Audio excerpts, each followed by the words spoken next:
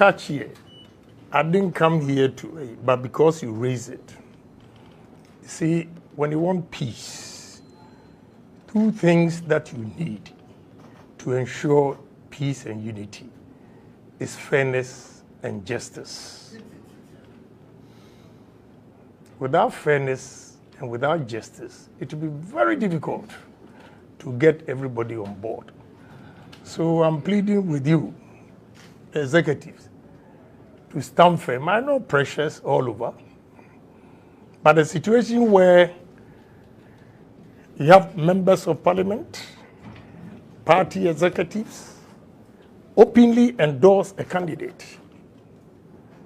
But when the others go to endorse one candidate, they ask them to go to disciplinary committee. They call and threaten. No, General, may I still stand for peace. But let me give you one example, the Kumasi incident. When I was there, can you believe that the MPs who were with me, they call and threaten them? Tech, the MPs who were there, they call and threaten them. I beg you, if it continues like that, whatever we do, we cannot get unity. So you have emphasized unity, I go for it.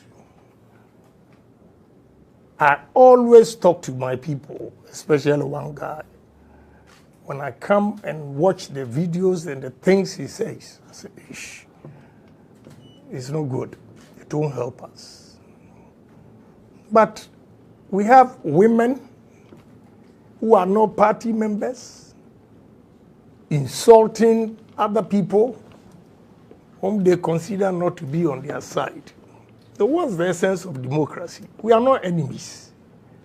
If you contest somebody, you are not his enemy. When we finish, we come together. But we are preaching unity, unity, unity. But the way things are going, it's going to be tough. So whatever you said, we take it in good faith. I'm going to continue preaching unity to get the party to power. Thank you. Commitment. Commitment. Commitment. Thank you. Thank you very much. First of all, let me take this opportunity to thank the THESCON executives for organizing such a wonderful event. Thank you once again. Before I speak, I need to talk about my observation. And I hope my colleague politicians here have also taken note. The excitement, the joy in this youth is giving us a message that they need a leader who will give them hope.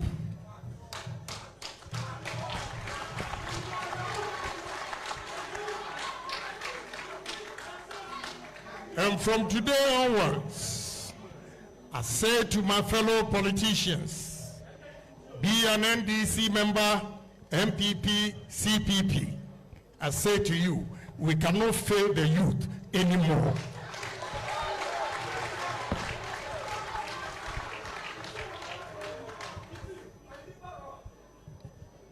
Honorable members of parliament, distinguished party executives, members of the faculty of the UCC, patrons of THESCON, THESCON executives, and students of UCC, ladies and gentlemen, all protocol observed.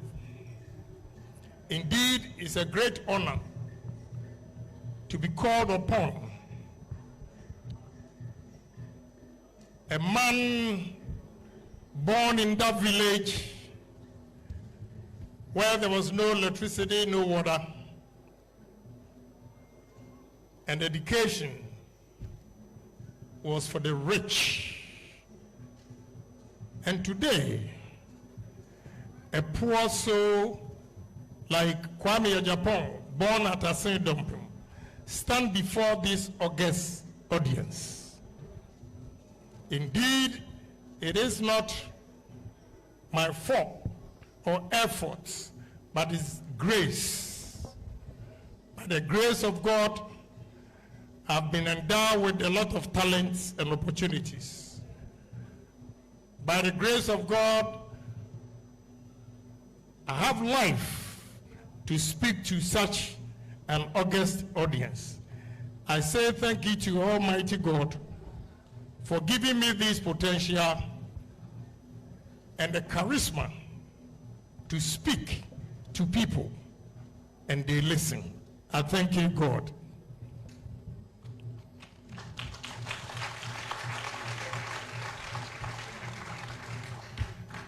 I've been asked to do a simple task to talk about entrepreneurship. But the speakers before me have made justice to it. But I'm pushed and tempted again because some of the speakers kept mentioning what I've been saying. I wanted to avoid that today, but I'll briefly brush on it and use other methods that entrepreneurs need in life. Who is an entrepreneur? Some people say that, oh, entrepreneurs are born. It is not true. Entrepreneurs are made. You can learn from me. You can learn from other entrepreneurs. And if you challenge yourself, you one day also become an entrepreneur. So young men and women, students here today, I want to urge you to take your destiny into your own hands and say to yourself, one day I'm going to be an entrepreneur and it shall come to pass. Why is it that of late colleges and universities are inviting me to speak on entrepreneurship? It is indeed an indication that if Ghana is going to develop, we need entrepreneurs. We've had intellectuals, they've taught us in school. We've done a lot of academic exercise, which is perfect. That is what we need. Without education, most of us will not get anywhere. But the other aspect that will make you an entrepreneur is the pragmatic approach. Practical ones that we need to take. And I believe that is why I've been invited here. Because I saw my beautiful lady, the doctor, speaking. And she said, I picked it. As usual, she had written her thesis to come and speak on entrepreneurship. But speakers before her probably made it easier and decided to change the way she was going to talk. I will do justice to entrepreneurship by using myself as an example. I believe that is why most of you want to hear or listen. I want to challenge you today and say it after me, that coming here today, I'm going to be one of the change makers in this country. Say, I'm going to be a change maker in this country. I'm going to be a change maker in this country.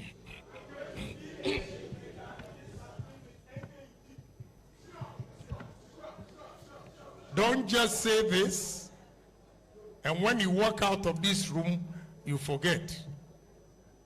Say it, challenge yourself, work at it, and one day you'll be better than Kennedy Agyapong.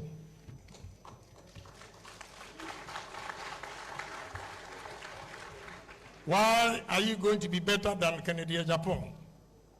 The answer is simple.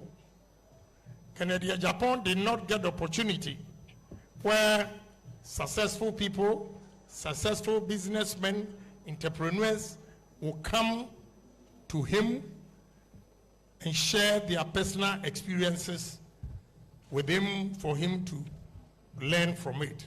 But in your case, we've had speakers here. I'm surprised Honorable Alfred Obeng did not talk about his beginnings. He would have loved it. He was being modest. He has also gone through the ranks to get to where he is.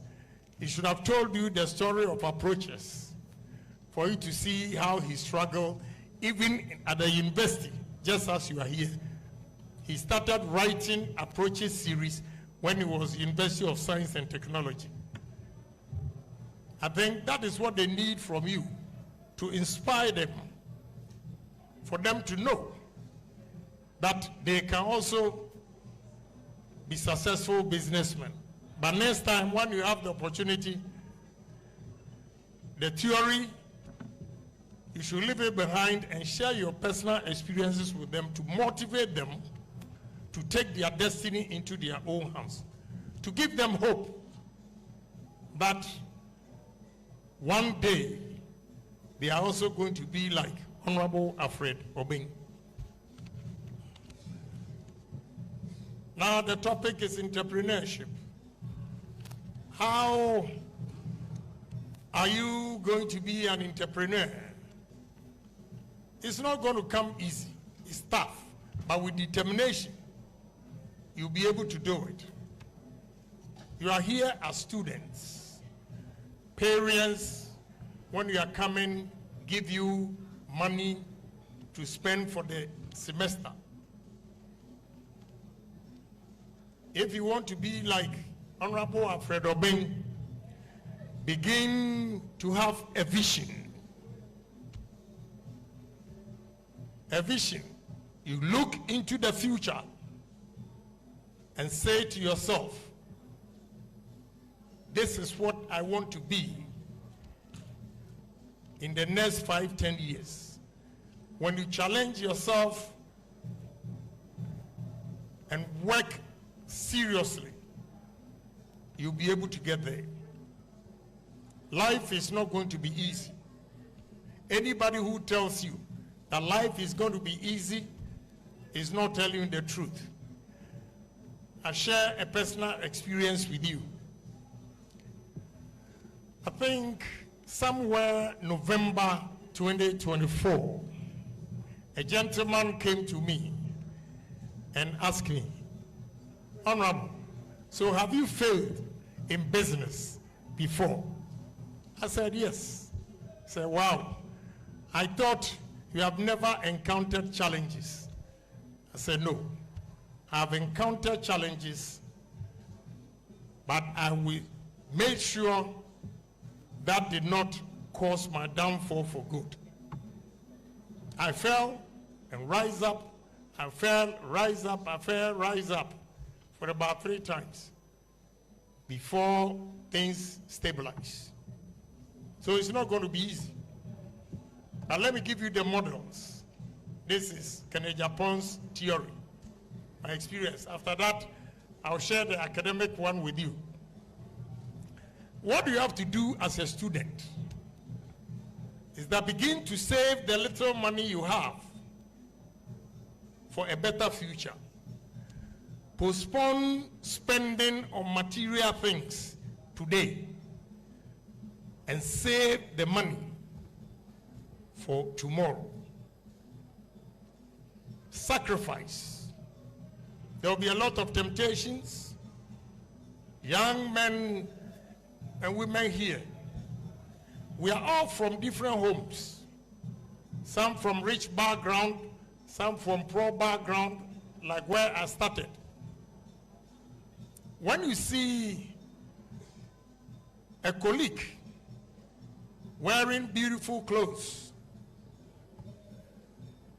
do not be fascinated with the good clothes and force yourself to go and use your lender, I call it lender of last resort, money that has been given to you to also go and buy the nice clothes. You are keeping up with the Joneses. You don't need to keep up with the Joneses. Be yourself and save the little money you have. And one day, that little money will accumulate, and that becomes your capital. When you have this capital, then I borrow my doctor's word, risk. You begin to take risk. What she was saying, and Honorable Stephen Amwa also said it. In simply put, the future belongs to the risk takers, not security seekers. The future belongs to the risk takers, not security seekers. The risk takers are those who are bold to take decisions that, look, enough is enough. Working for government for paycheck is enough. I'm going to establish my own business. You begin to save towards it. So when you have accumulated capital, then you take the risk to invest in any business that you have done proper survey and investigations, and you think indeed that is the kind of business you want to do. The security seekers are those who are afraid to take risk. That is where the fear comes in. Those security seekers are the ones who will buy treasury bills, and at the end of the month take what the bank will give him or her, because he is afraid to invest the capital that he has, and therefore he wants somebody to manage it. If people are going to manage your resources for you, I'm afraid you cannot get up there. That is why I say that the future belongs to risk takers and not security seekers. Buying stocks is good, treasury bills is good, but it's not good enough to let you create your own business. So it's important that you take the risk, and after the risk, you invest. I hope you are writing. You invest.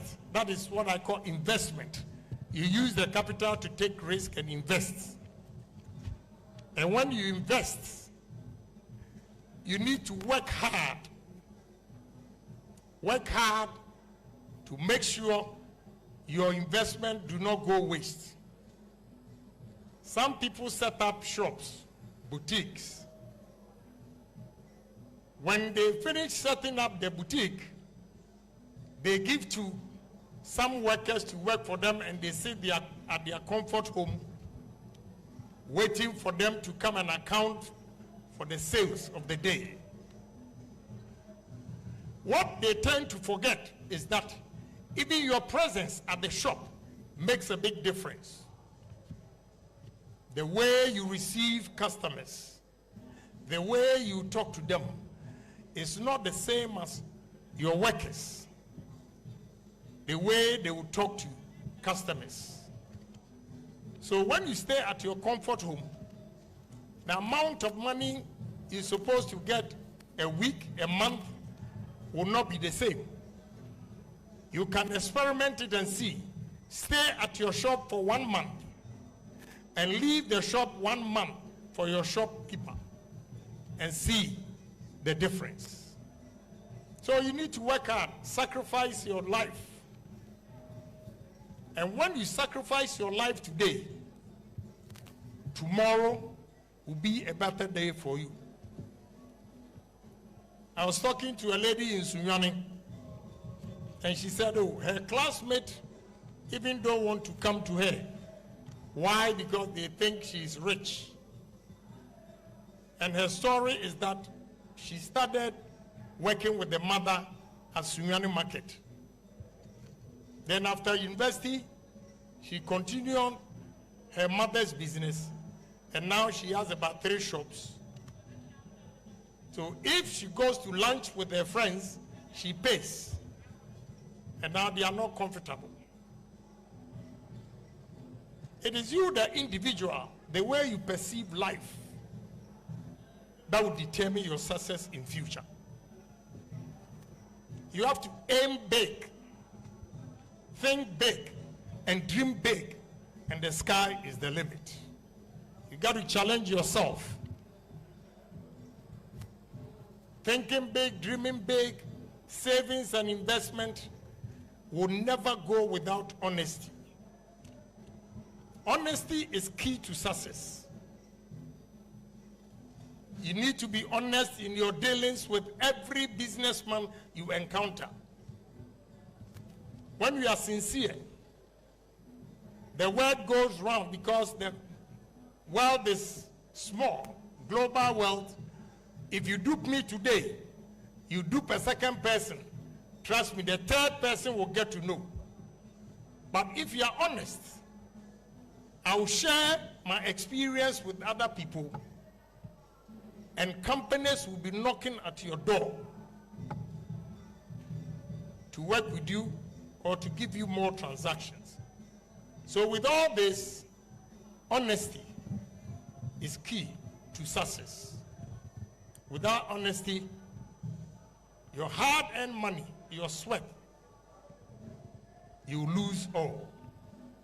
So please, whatever you are doing, just be honest and be sincere. And one day, some people will also come to you for advice. Let me give you the 7 qualities. Today, my topic will be about 7 determinants of business success. 7 determinants of business success. But my colleagues keep referring to the 7 qualities. I'll mention them briefly without going into details, because time is not on our side. 7 qualities of an entrepreneur or a leader. 1 is vision. 2, courage. 3, integrity. 4, foresight. 5, humility. 6, focus. And 7, cooperation. These are the 7 qualities of a leader or an entrepreneur. At an appropriate or another time, when we have ample time, I'll go into details one by one, all the 7 qualities. Today, I want to talk about 7 determinants of business success. And the first one is productivity.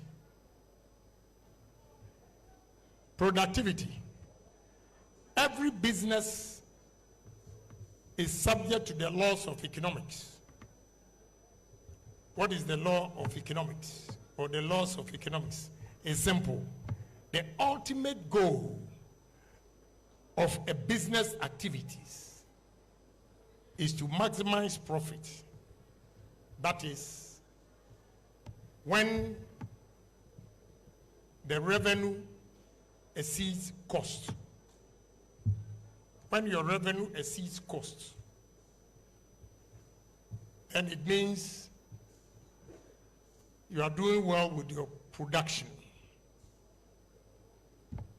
Ways to deliver good products is to ensure, I will address that on the fourth point, but it comes in here. You have to ensure quality and quantity at a lower cost. It means your production should be cheaper than your competitors. Your competitors may price their products or items at a higher cost because they don't have effective production mechanisms. Or simply put, if I have a machine or equipment that can produce 1,000 bottles an hour, and you produce 500 bottles an hour, the consumption of electricity is the same. And therefore, your cost of production, because you are producing 500 and you are consuming the same amount as 1,000 bottles a company is producing, obviously your cost of production is going to be expensive. If it happens that like that, many a times the large or big industries knock the small businesses out because of cost. So you should make sure in production your cost is reasonable so that you can stay competitive. 2, customer satisfaction. You have to ensure that customers are satisfied with your product. How are you going to determine that customers are satisfied with your product? The sign is simple.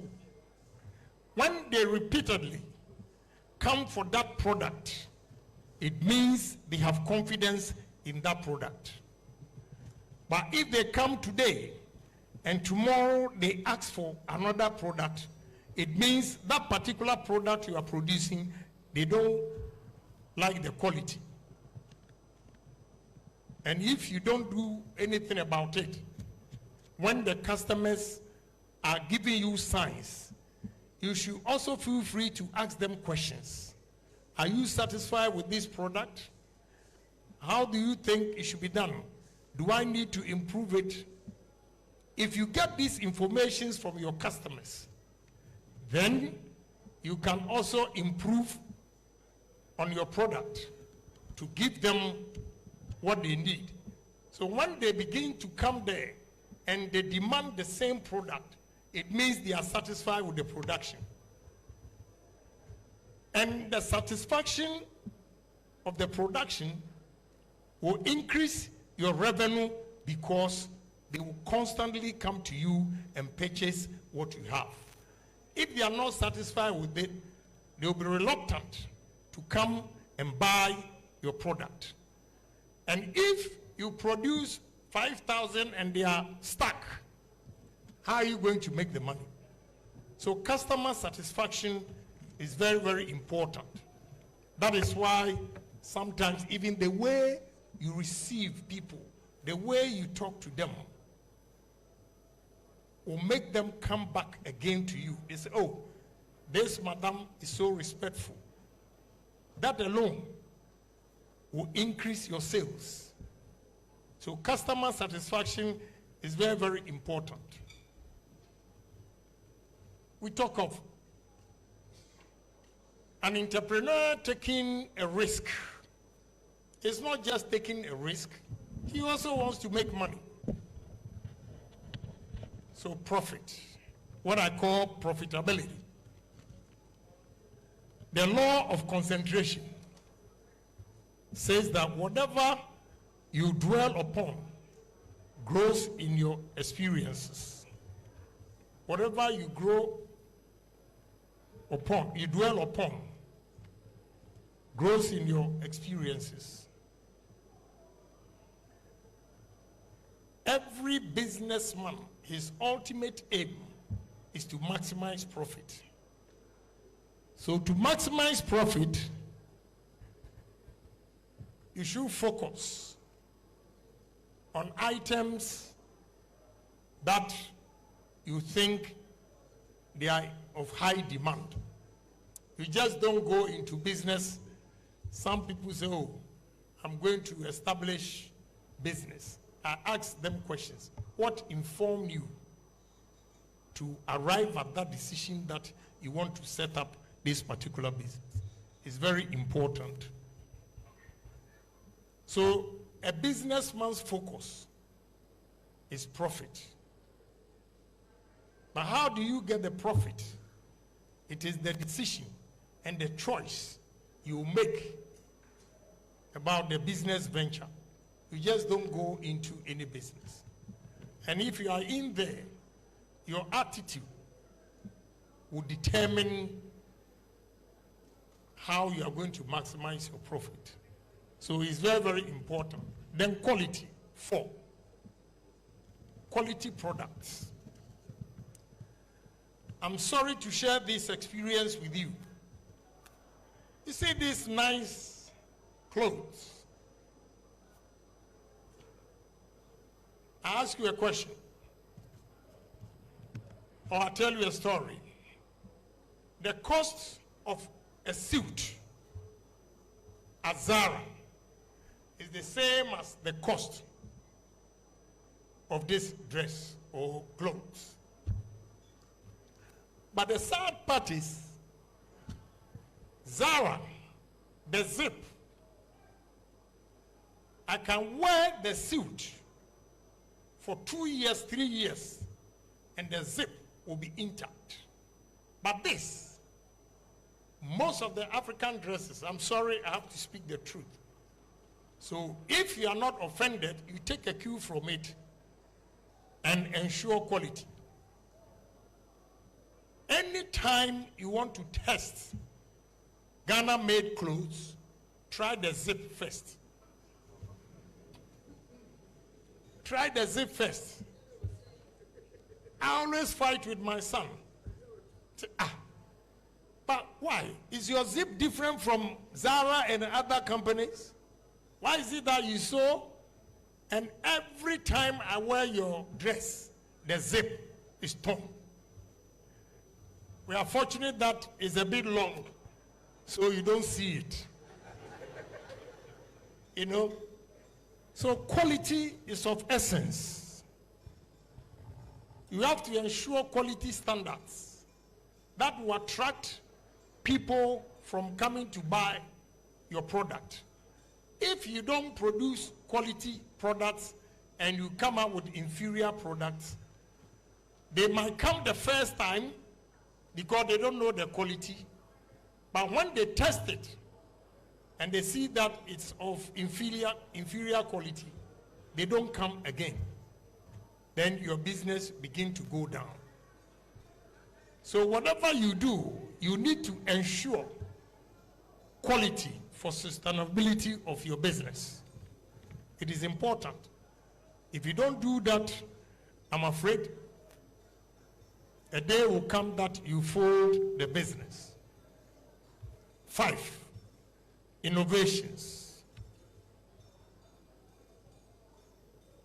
This time, you see a lot of technology, technological advancement. Every day, they are creating new things. You have to be ready to accept that you are also going to take new ideas into your business. If you don't do that, and you use the old models, you'll be left behind. Innovations, you can also be creative yourself and say that, look, I'm producing this product, but if I add 1 and 2, I'll get a different taste. Let me give you one example. I went to Bole, President Mahama's hometown. On my way from Damango, my driver here picked me at Tamale Airport. On our way to Damango, then he said, take this, honorable. He was driving, so he passed it on to me. Said, what is this? Said, this is the fruit of the shea butter and the shea nuts. When I tasted it, it was so sweet. So I asked, do you have a factory here producing juice with your shea nuts or shea butter, whatever you call it? He said no. So Jesus Christ.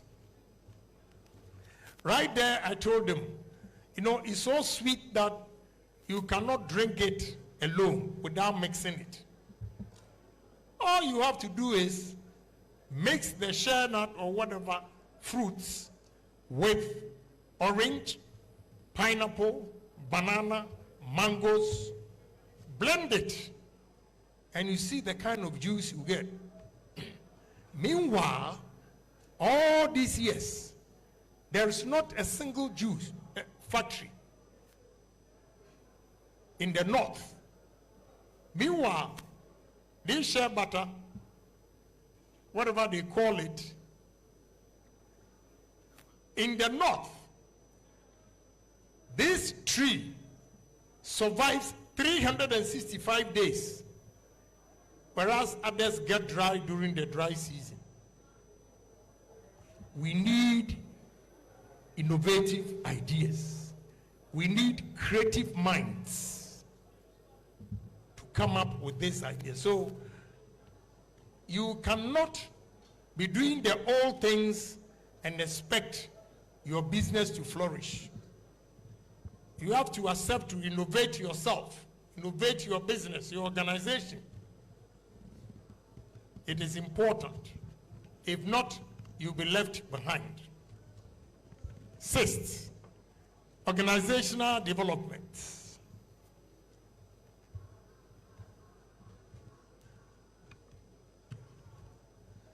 Organizational development, simply put, in any organization, you can always restructure, re-engineer, and reinvent. Organizational structure,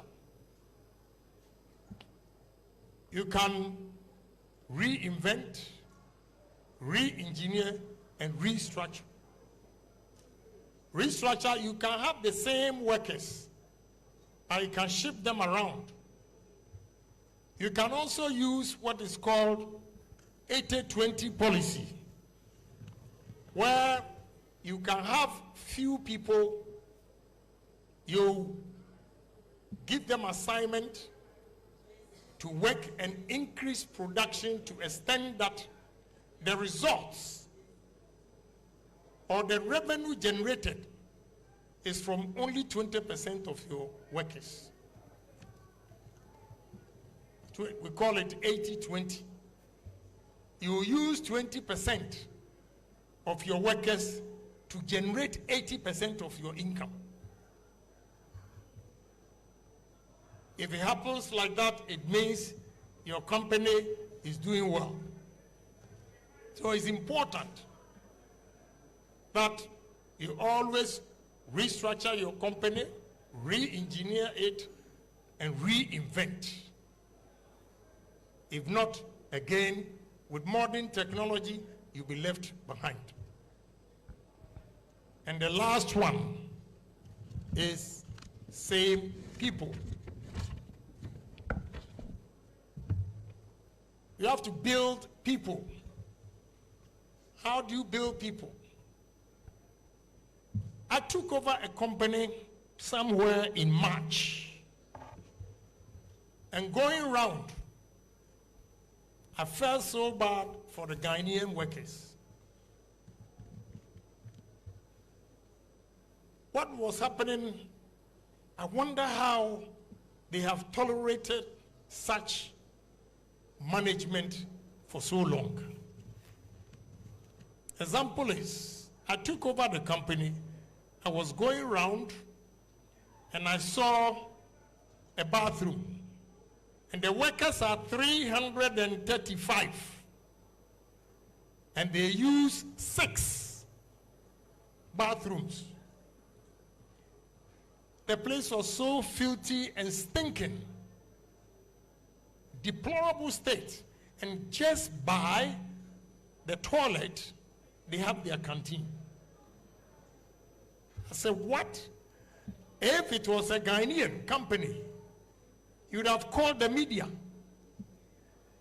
And somebody told me that he has worked with the company for 35 years. He told me when I threw a party to the workers to introduce myself to them that I'm the new owner.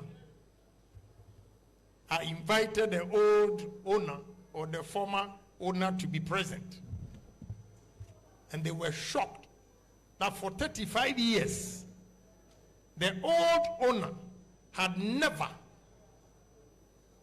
even organized just a simple lunch for them before. So when I had lunch with them, I went through their salaries and said, no human being can live on 540 cedis a month. How mean can you be? I doubled their salaries.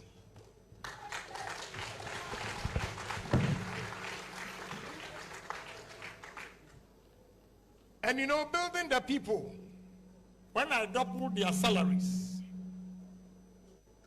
the following month, my revenue went up by 27%.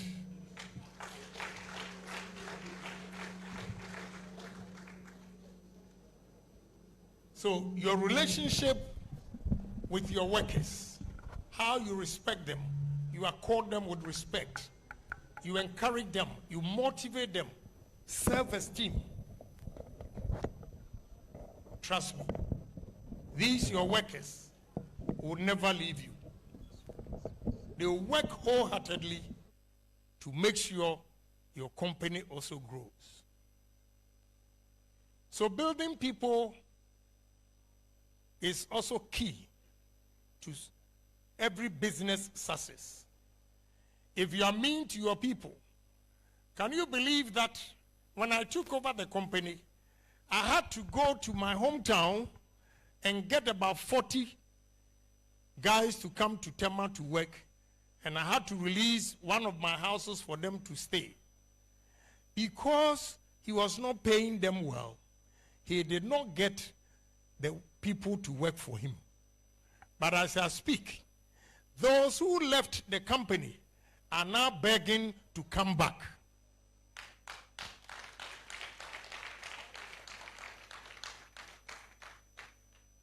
So if you want results and profit, you should know how to build your people. Again, you talk about network. What we are doing here today is networking. You only have to be bold to take numbers, call, approach those up here, take their numbers, call them. Armstrong gave a story. I picked him or identified him from here as TESCOM president 19 years ago. And here we are still working together. It can be you too.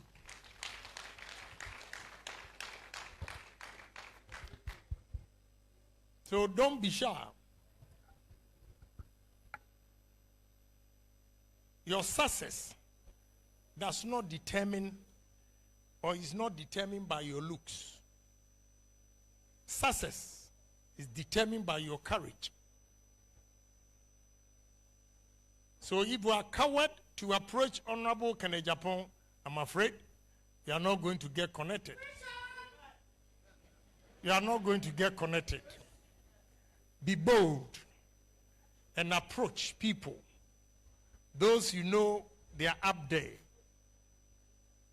And sometimes, consistency. If you really need something, you have to push. Strike hard when the iron is hot. And one day, your effort will not be in vain. One person that you get connected can change your life.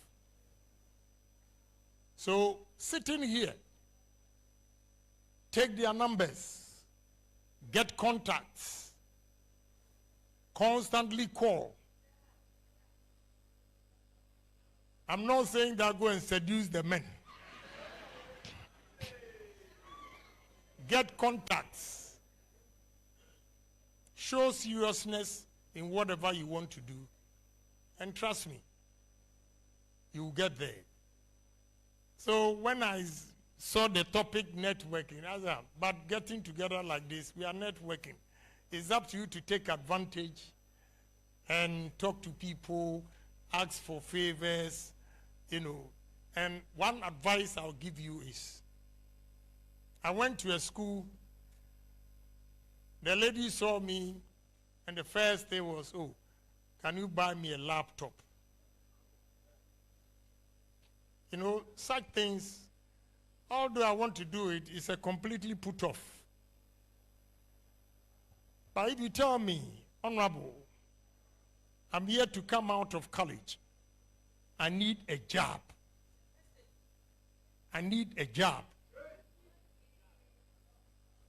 As I speak to you here, the steel plant, I need about 321 mechanical engineers and 42 electrical engineers. The rest in other disciplines. So stay connected and be bold and share your problems, but not to ask for favors like, you know, I want this, I want that. That won't help you. When you begin to ask favors like that, 1, 2, when you call, they don't pick. They don't pick. But if you ask favors, that, Honorable, I'm in the 4th year. I'm coming out of college.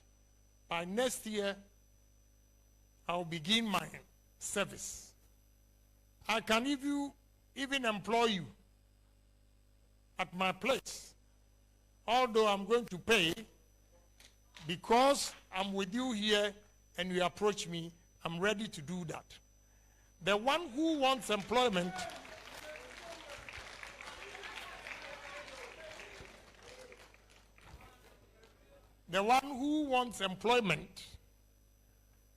I will definitely do it before the one who wants laptop. The laptop, out of sympathy, maybe genuinely she needs it. So I'm going to do it for her. But that is not the way to network. I have to tell you the truth. That is not the way to network. So take advantage of today's gathering and take numbers from important personalities here. Follow-up calls. Not all of you are going to get positive answers, but with persistency, some of you will get reward from today's meeting. So young men and women here, I leave you with the slogan, be a change maker.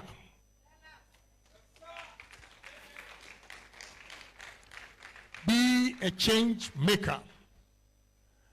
And the risk takers are the ones the future belongs to, not the security seekers. So the future belongs to risk takers and not security seekers. God bless all of you.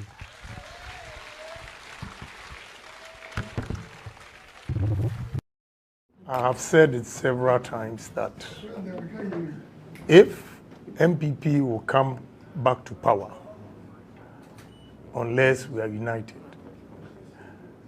and I repeat, even if you bring Jesus Christ, without unity, we cannot win the election. So I'm of the opinion and firm belief that with unity, we'll be able to win 2028. But there is a catch here. I didn't come here to, but because you raise it. See, when you want peace, two things that you need to ensure peace and unity is fairness and justice. Without fairness and without justice, it will be very difficult to get everybody on board. So I'm pleading with you, the executives, to stand firm. I know pressures all over, but a situation where you have members of parliament, party executives, openly endorse a candidate. But when the others go to endorse one candidate, they ask them to go to disciplinary committee. They call and threaten. No, General, may I still stand for peace.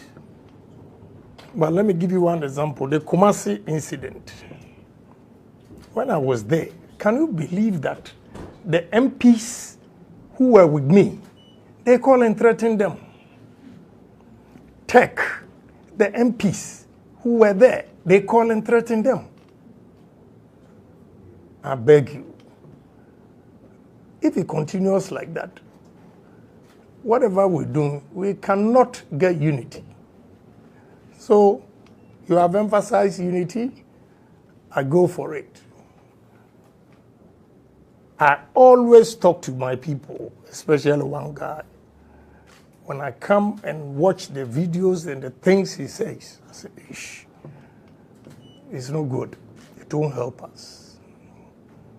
But we have women who are not party members insulting other people whom they consider not to be on their side. So what's the essence of democracy? We are not enemies. If you contest somebody, you are not his enemy. When we finish, we come together. But we are preaching unity, unity, unity. But the way things are going, it's going to be tough. So whatever you said, we take it in good faith. I'm going to continue preaching unity to get the party to power. Thank you.